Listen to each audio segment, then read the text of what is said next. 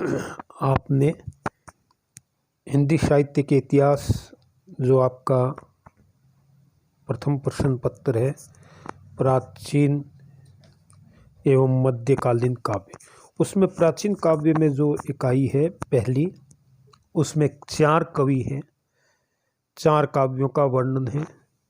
पहला आपको करवा दिया बीशल देवरास, जिसके कवि नलपति नाला थे। बीशल देव के बाद में आपका था ढोला मारू दुआ। ढोला मारू के दुओं पर कहीं प्रश्न कराए आपको। ढोला मारू के कवि कौन हैं उसके बारे में विस्तार से बताया, क्योंकि इसका कवि अज्ञात है, आप ध्यान रखें। कुशल लाभ के बारे में बहुत से विद्वान कहते हैं, जो गलत कहते हैं, इतिहास में गलत सूचना है, इतिहास में गलत लिखा हुआ है। कुशल लाभ इसके कवि नहीं है। कुशल लाभ ने चौपाइयों की रचना की थी और ढोला मारू का संपादन किया था। उसके बाद आपके विद्यापति के बारे में जो है पूरी व्याख्याएं करा दी आपको। विद्यापति की जीवनी के बारे में बताया। विद्यापति श्रृंगारिक कवि थे, भक्त नहीं थे। अब आपके अमीर खुसरो। अमीर खुसरो जैसे नाम से ही लगता है कि ये नाम नहीं हो सकता। इनका जो ये उपनाम हो गया, अमीर खुसरो का असली नाम अब्दुल हसन था, पर वह लुप्त प्राय हो गया है और अमीर खुसरो ही प्रसिद्ध हो गया। जिस प्रकार से रसखान का कोई नाम नहीं जानते, रसखान नाम से ही है, उसी प्रकार भूषण का असली नाम कोई नहीं जानते, भूषण नाम से ही प्रसिद्ध हुए कि अब उनको उपाधि मिली थी। उसी प्रकार अमीर खुसरो का जो नाम है अब्दुल हसन, वो लुप्त प्राय हो गया। अमीर खुसरो का जन्म 1255 में एटा जिले के पटियाला गांव में हुआ था। इनके पिता का नाम अमीर सैफुद्दीन था। वह बलख हजारा से भागकर भारत आए थे और अपने गुणों से सुल्तान शमसुद्दीन अलमस के दरबार में सरदार बन गए थे, ऊंचे ओहदे पर रहे थे। 4 वर्ष की अवस्था में वे अपने पिता के साथ दिल्ली गए। सन 1264 ईस्वी में उनके पिता किसी लड़ाई में मारे गए। तब इनका पालन पोषण उनके नाना ने किया और उन्हें शिक्षा दिलाकर कई विद्याओं में निष्णात, बहुत ही होशियार कर दिया। खुसरो ने खुद लिखा है कि 12 ही वर्ष की अवस्था में वे शेर और रूबाई कहने लग गए थे, जिसे सुनकर बड़े बड़े विद्वान आश्चर्य करते थे और इससे उनका उत्साह बढ़ता था। उन्होंने प्राचीन और नवीन कवियों के काव्यों को स्वयं पढ़कर और मनन करके कविता का ज्ञान प्राप्त कर लिया था। अमीर खुसरो की भाषा, अमीर खुसरो बहुत प्रसिद्ध हुए। भाषा इनकी खड़ी बोली हिंदी के करीब है। कहीं पद इनकी ब्रज भाषा में हुए हैं।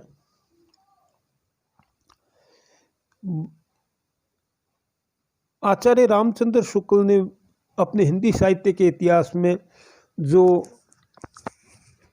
आदिकाल के फुटकल कवि है, फुटकल कवि में खुसरो को पहला स्थान दिया है।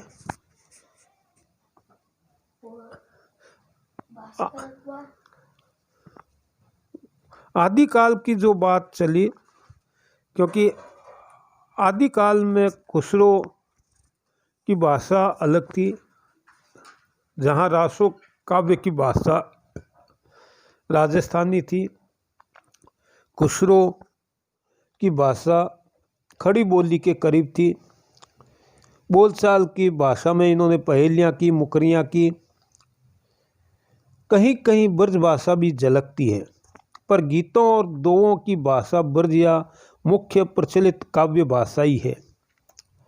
यही ब्रज भाषा देख उर्दू साहित्य के इतिहास लेखक प्रोफेसर आज़ाद को यह भ्रम हुआ कि ब्रज भाषा से खड़ी बोली अर्थात उनका अरबी फारसी ग्रस्त रूप उर्दू निकल पड़ी। खुसरो के ऐसा भी है कि कुछ लोगों ने खुसरो की पहेलियाँ जो बाद में जुड़ी प्रक्षिप्त है, बाद में जोड़ी गई मानते हैं, जैसे कबीर के साथ हुआ। बहुत से विद्वानों और कवियों के साथ ऐसा ही हुआ कि उनके नाम से बहुत कुछ बातें जुड़ जाती हैं। खुसरो के साथ भी यही हुआ। खुसरो राज दरबारी कवि रहे हैं। सन 1296 में जलालुद्दीन को मारकर अलाउद्दीन तख्त पर बैठा। उसने खुसरो को खुसरोहा सुअरा की उपाधि दी और अच्छा वेतन मुकर्रर कर दिया। और खुसरो कहते हैं कि 7 सुल्तानों को देखा उन्होंने। खुसरो के समय में दिल्ली के तख्त पर 11 सुल्तान बैठे, जिनमें 7 के दरबार में वे रहे। उन्होंने अपनी आँखों गुलाम खिलजी और तुगलक वंश का उत्थान और पतन देखा। खुसरो के एक पुत्री और 3 पुत्र थे। एक पुत्री 3 पुत्र थे। खुसरो बड़े प्रसन्नचित्त, मिलनसार और उदार थे। प्रतिष्ठा पाकर भी वे गरीबों को हेय दृष्टि से नहीं देखते थे। इनमें सांप्रदायिक कट्टरपन भी नहीं था। खुसरो के लिए ये प्रसिद्ध है कि जैसे तुलसीदास जी ने कहा है, ऐसा को नहीं जन्मा जगमाई, प्रभुता पाई होई मदनाई। ये खुसरो पर लागू नहीं होती है। खुसरो ऐसे कवि थे जो सबको समभाव से देखते, सांप्रदायिकता इतनी नहीं थी। खुसरो के बहुत से बातें हैं। खुसरो जो है उनकी मृत्यु का समय भी है। कहते हैं सन 1324 ईस्वी में उनकी मृत्यु हुई और वे अपने गुरु निजामुद्दीन औलिया की कब्र के पास ही गाड़े गए, जिस पर सन 1605 में ताहिर बेग नाम के एक अमीर ने मकबरा बनवा दिया, जहां हर साल इनकी मृत्यु के दिन मेला लगा करता है, आज भी लगता है। निजामुद्दीन औलिया के शिष्य और कहते हैं निजामुद्दीन औलिया की परंपरा में आगे चल कर के जायसी भी हुए हैं, क्योंकि कहा यह गया परंपरा में निजामुद्दीन औलिया की परंपरा में जायसी हुए हैं, ऐसा माना गया है, ऐसा मानते हैं। बहुत कम विद्वानों को इस बात का पता है, क्योंकि अंतर हो गया। निजामुद्दीन औलिया और जायसी में काफ़ी अंतर है, लेकिन परंपराएं चलती रही। साहित्य में परंपराएं चलती रही है। हिंदी साहित्य के इतिहास में वो परंपराएं चलती रही। खुसरो वैसे फारसी के प्रतिभाशाली कवि थे। फारसी के सिवा अरबी, तुर्की और हिंदी के भी अच्छे विद्वान थे और संस्कृत का भी ज्ञान रखते थे। वे बड़े साहित्यिक रसिक और काव्य शास्त्र के मर्मज्ञ थे। कहते हैं इन्होंने 99 पुस्तकों की रचना की थी। अब 99 पुस्तकों की रचना की थी, लेकिन उस समय प्रचलन नहीं था प्रेस का, प्रचलन नहीं था आपके वैज्ञानिक आविष्कारों का। तो जो रचनाएं होती थी वो लुप्तप्राय भी होती जाती थी। हस्तलिखित प्रतियां कहीं रख दी तो कहीं प्रकाश में आ गई, कहीं लुप्त हो गई, कहीं गल गई, कहीं दीमक खा गई, जो भी है बहुत से कारण होते हैं। किंतु उसमें से अब 20-22 ही ग्रंथ मिलते हैं। खुसरो के 20-22 ग्रंथ मिलते हैं, जो आज भी कुछ जगह खुसरो के नाम से प्रसिद्ध है। अमीर खुसरो